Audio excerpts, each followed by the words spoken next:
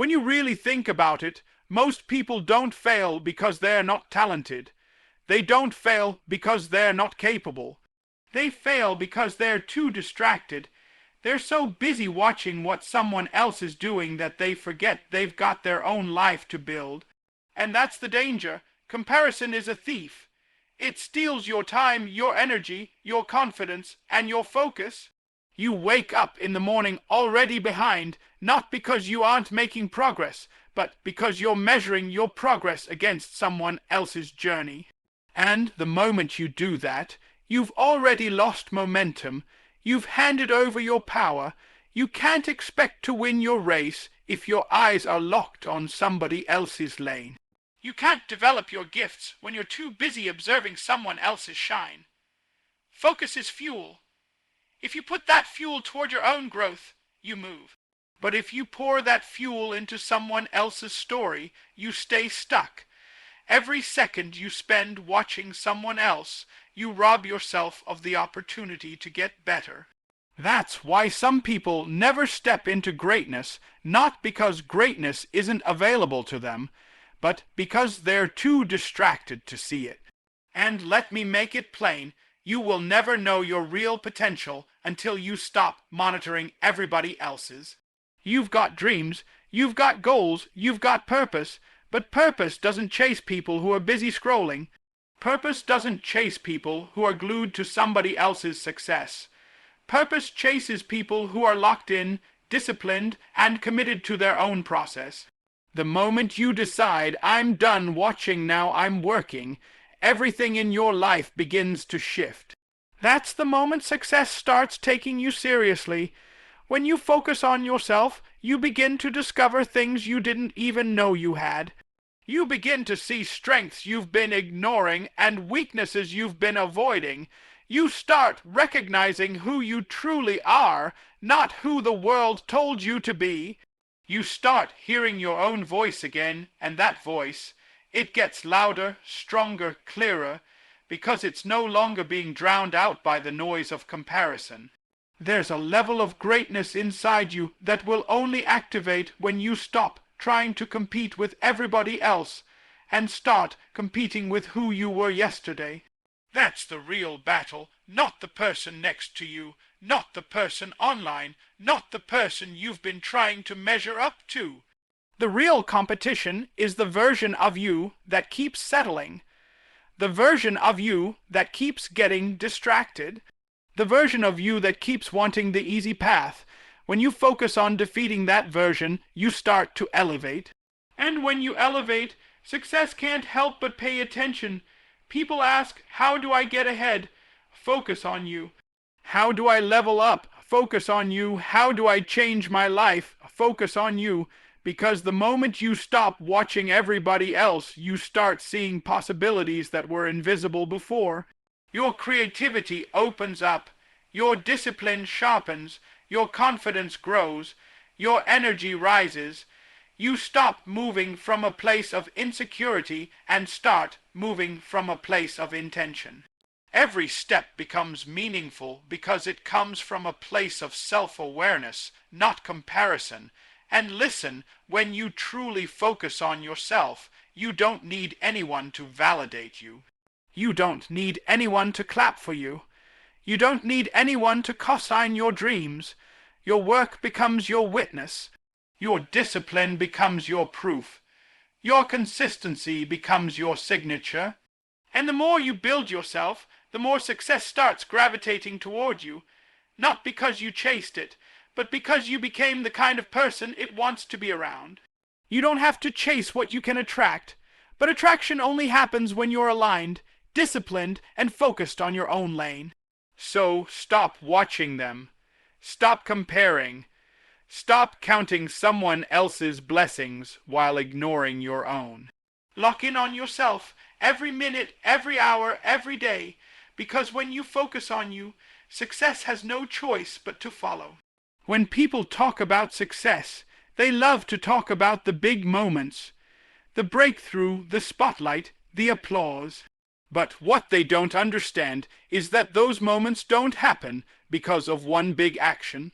They happen because of thousands of small actions stacked on top of each other, done consistently, done privately, done when nobody is cheering for you. Mastering the small things is where greatness is born, not in the stage moment, not in the victory moment, but in the unseen hours where discipline is either strengthened or destroyed. Most people underestimate the power of the small things because the small things don't feel exciting. Waking up early doesn't feel life-changing. Doing one extra rep doesn't feel significant.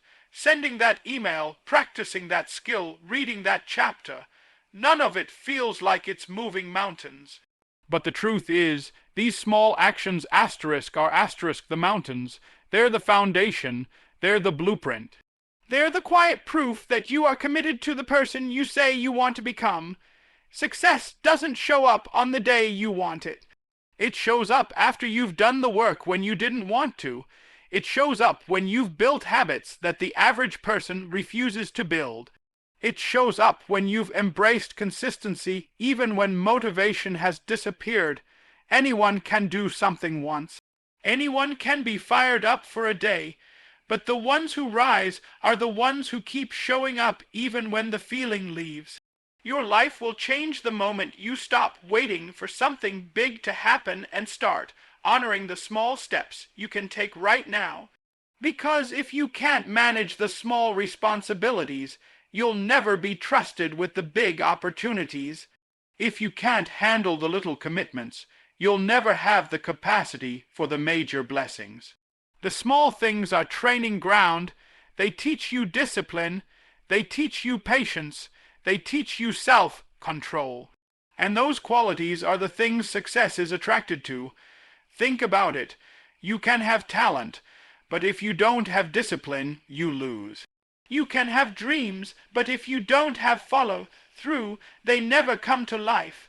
The small things are what sharpen your discipline and strengthen your follow-through.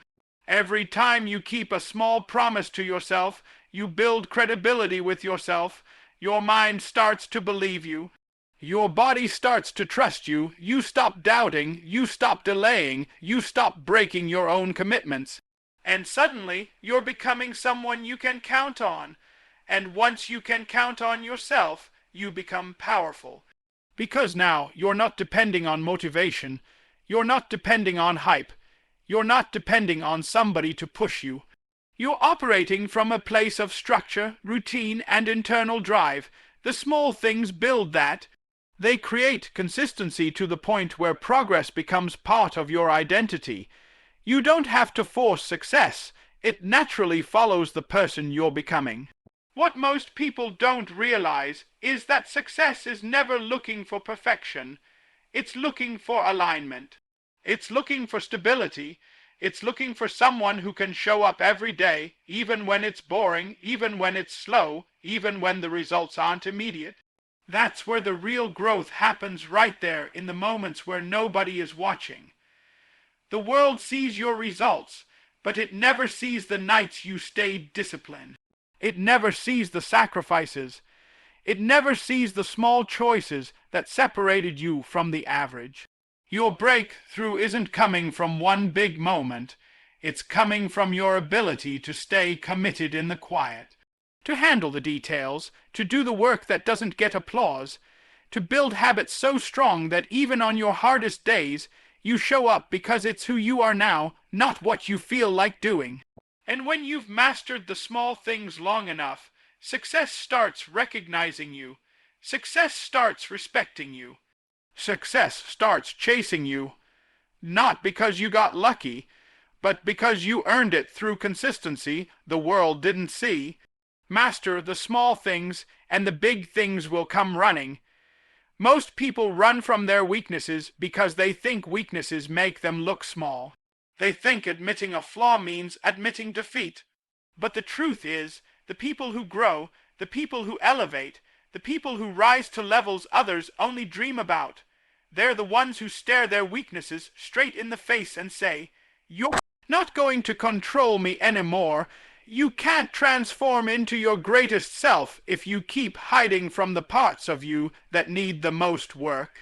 Growth only happens in honesty. Strength only develops where struggle once lived. When you avoid your weaknesses, you don't escape them, you empower them. You give them permission to shape your life. But the moment you drag them out of the shadows and put them on the table, that's the moment they lose their grip. That's the moment you stop being held hostage by your own fears, your own habits, your own excuses. You can't fix what you won't face, and you can't elevate if you refuse to confront the very things blocking your elevation. Understand something.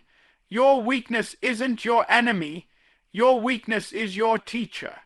It's showing you exactly where you need to grow, exactly where you need to focus, exactly where you need to build discipline. But most people reject the lesson because they don't like how it feels. Growth hurts, truth humbles, but if you can endure that discomfort, if you can embrace that pressure, you will unlock a version of yourself that is stronger than you ever imagined. The reason this is so important is because success will always expose what you refuse to work on. Pressure will always find the cracks. Opportunity will always test your foundation. And if your weaknesses are hiding beneath the surface, they will come out at the worst possible time. But if you deal with them now, if you put in the work, if you build the discipline, if you train yourself mentally, emotionally, spiritually, you won't crumble when the moment comes. You'll rise, you'll stand firm, you'll be ready. That's why focusing on your weaknesses is an act of power, not an act of shame. It is you saying, I am not afraid to grow. It is you saying, I am not afraid to improve. It is you saying, I refuse to stay the same. And once you take that step, once you start breaking those old patterns and building stronger ones, your weakness turns into a weapon. The thing that used to break you becomes the thing that builds you. The thing that used to make you insecure becomes the thing that makes you unstoppable. Maybe your weakness is inconsistency, maybe it's fear, maybe it's procrastination, or discipline, or confidence, or communication, or emotional control. Whatever it is, it's not there to destroy you. It's there to develop you. Every time you face it, you're strengthening a part of yourself that was once fragile. Every time you push through it, you're proving to yourself that you're capable of more. And when you do that long enough, you become dangerous in the best way. You become someone who doesn't break easily, someone who doesn't quit quickly, someone who doesn't fold under pressure. When you know your weaknesses, you know your work. When you know your weaknesses, you know where to apply pressure. When you know your weaknesses, you know how to build yourself into someone who can handle blessing, responsibility, and success without collapsing. People think strength is about being perfect. It's not. Real strength is built by confronting the flaws you once tried to ignore. You want to attract success? Start by mastering the parts of you that used to slow you down. Start by developing the discipline to face what's uncomfortable. Start by doing the internal work that most people avoid because it's not glamorous, it's not exciting, and it's not easy. But that's exactly why it works. That's exactly why it transforms you. When you stop running from your weaknesses and start turning them into strengths, you won't have to chase success because you'll have become the kind of person success can't ignore. Let me tell you something, success doesn't chase the unprepared. It doesn't chase the lazy. It doesn't chase the person who says, I'll get to it tomorrow. Success chases the person who has done the work, who has paid the price, who has shown up day after day even when nobody was watching. And the reason is simple. Success wants to be around winners, not wishful thinkers. It wants to be around people who are disciplined, hungry, relentless, and ready. It wants to be around people who have earned the right to receive it. Becoming the person success wants to be around isn't about luck. It's not about waiting for opportunity to knock. It's about developing yourself to a point where opportunity has no choice but to take notice. That means raising your standards in every area of your life. your habits, your mindset, your work ethic, your integrity. When you raise the level of who you are, you raise the level of what comes after you. Success isn't random. It's attracted to alignment. It's attracted to consistency. It's attracted to someone who is prepared to handle it when it arrives. Think about this. Opportunities will come for people who are ready, but they pass by those who are distracted. The same opportunity that changes one person's life will go unnoticed by someone else because they're not ready. Being ready isn't about knowing everything. It's about being willing to put in the work day in and day out even when the results aren't visible yet. It's about creating a version of yourself that's capable of handling the blessings, the pressure, and the responsibility that success brings. And here's the truth. You can't fake it. You can't pretend to be disciplined. You can't put on a mask and expect life to reward you. You have to become the person you say you want to be. You have to embody the standards, the work ethic, and the character that align with your dreams. Success doesn't chase excuses. It doesn't chase wishful thinking. It chases preparation, hunger, and relentless execution. It starts with your mindset.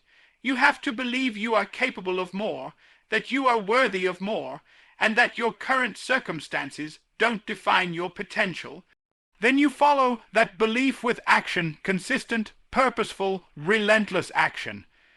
You build habits that support your growth. You make decisions that elevate you. You cut out distractions that pull you away from your vision. You surround yourself with people who challenge you to be better. That's how you become the kind of person that opportunity can't ignore. Let me be clear, success will test you. It will demand more than you think you can give. It will confront your weaknesses and force you to grow. But if you've spent time developing yourself, strengthening your discipline, and mastering your craft, you won't crumble under pressure. You'll rise to meet the challenge because you've built a version of yourself that's capable. That's the person success wants to be around, the one who can handle it, who won't quit, who won't be distracted, who won't fold. The people who get lucky in life aren't lucky at all. They're prepared. They're disciplined. They've invested in themselves long before the world noticed. They've done the work in silence, and when the moment arrives, they're ready to shine. And here's the beauty. The more you focus on becoming that person, the less you have to chase anything. Success will find you because you've created an energy that naturally attracts it. You've become the embodiment of what you were waiting for. So stop waiting for life to hand you success. Stop hoping someone will notice your potential. Stop chasing shortcuts or quick wins. Focus on yourself. Build yourself into a person of discipline, consistency, resilience, and integrity. Become the version of yourself that can handle more, give more, and achieve more. When you do that, success doesn't have a choice. It comes running. The work starts with you, and it starts now.